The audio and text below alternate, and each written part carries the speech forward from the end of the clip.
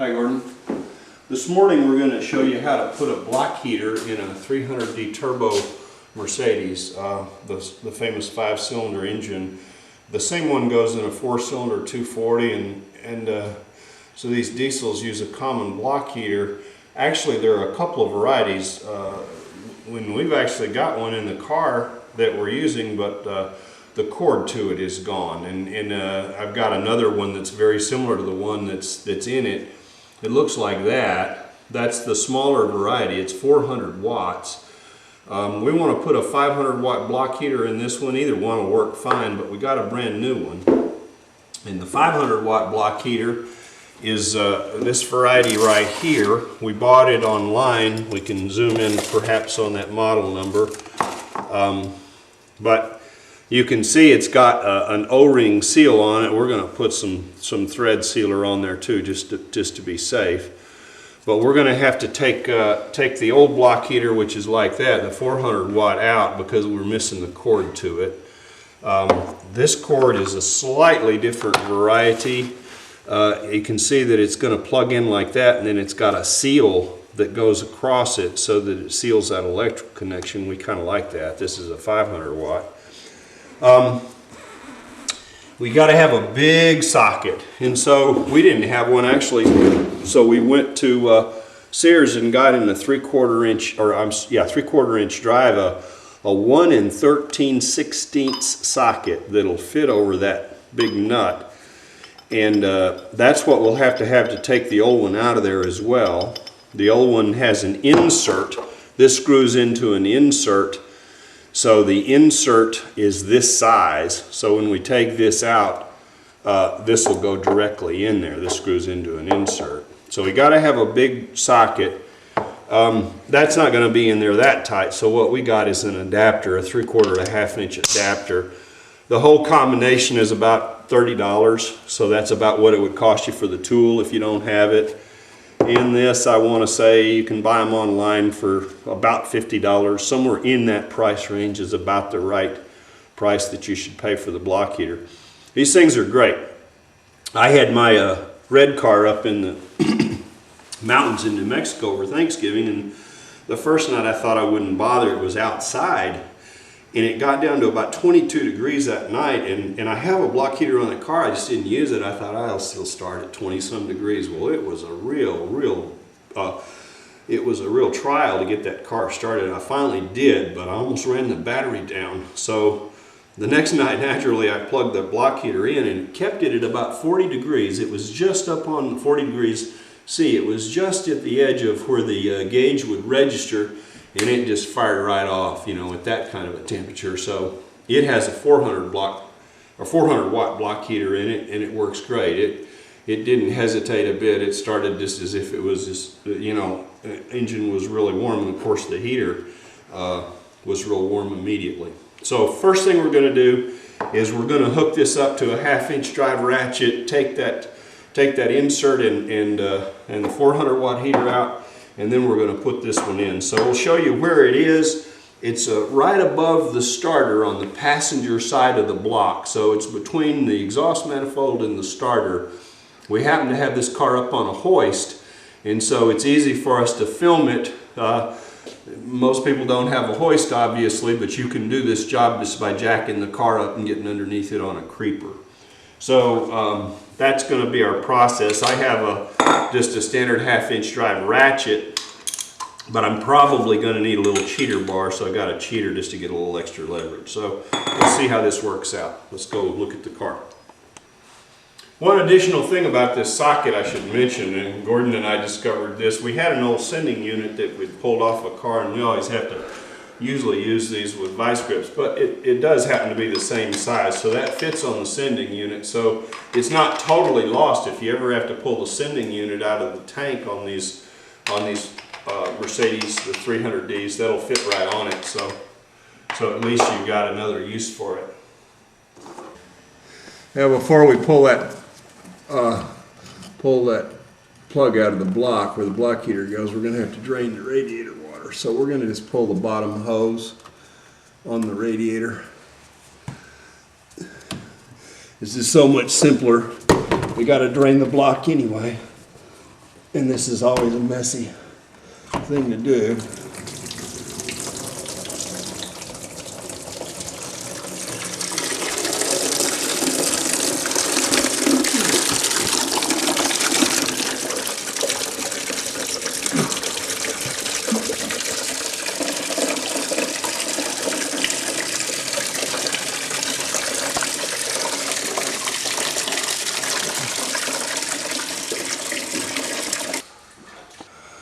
Now to break this loose, what I needed was a little wobble socket and a real short 3-inch extension and a ratchet and a little cheater bar to break it loose. I finally did break it loose, but we wanted to show you what we use for a set of wrenches to get up in there. I'm going to have to move the light while I unscrew it because the light's in the way, but you can see what we've got there.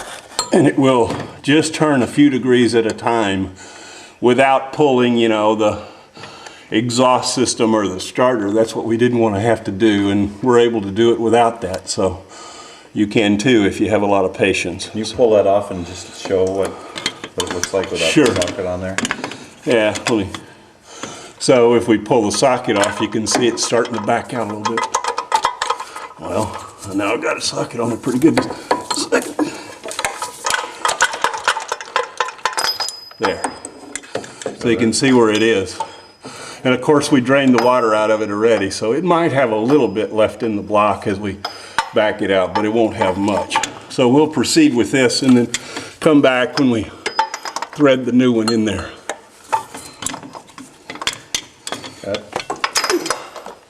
You need the light?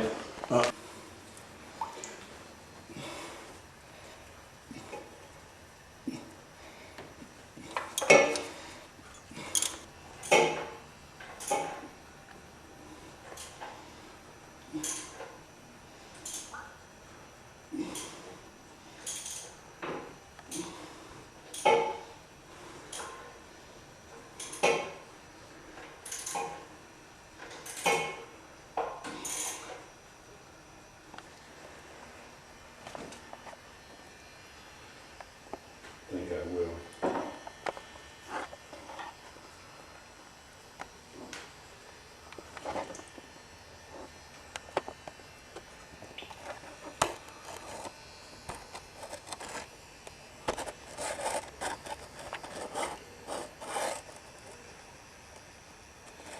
Now that we've got it backed out, that's the hole that it leaves in the block, and we're going to use that to put the new heater in. I don't know what kind of gasket sealer you like. I like Permatex. I'm just using Formagasket #1. And I put it all around the threads just to make sure. It's also got an aluminum crush washer on there. And so that combined with a Permatex, I'm absolutely confident that'll seal it up. So I'm just going to screw that back in there with our socket. And then of course it just plugs in from there. So here we go.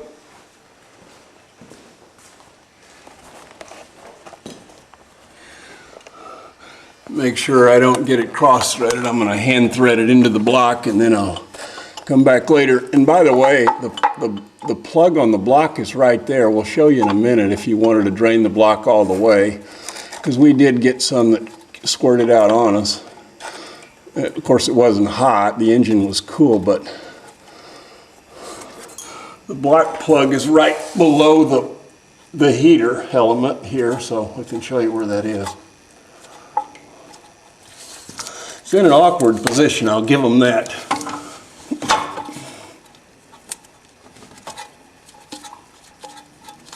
As much as I can because of the awkward position.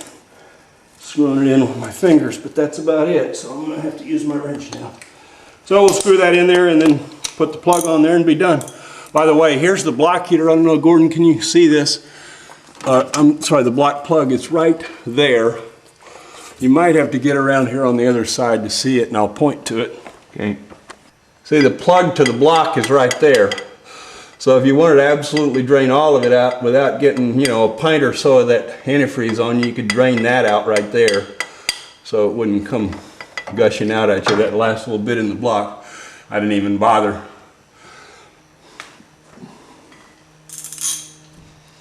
Okay.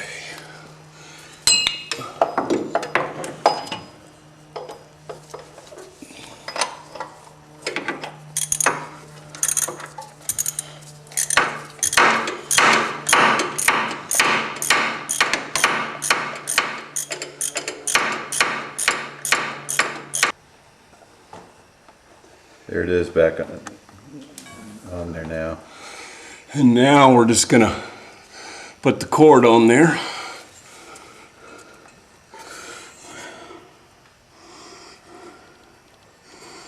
Got to see how those prongs are.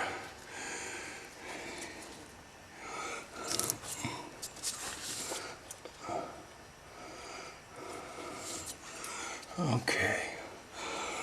Prongs seem to be at about that angle.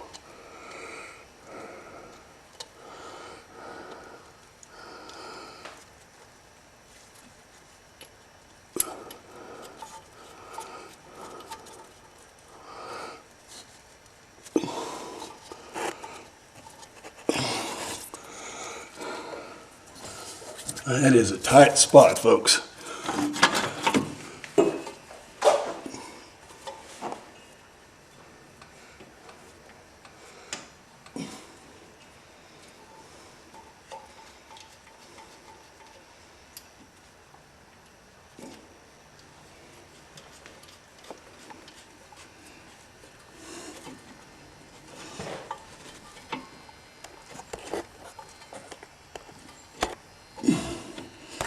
It's got it.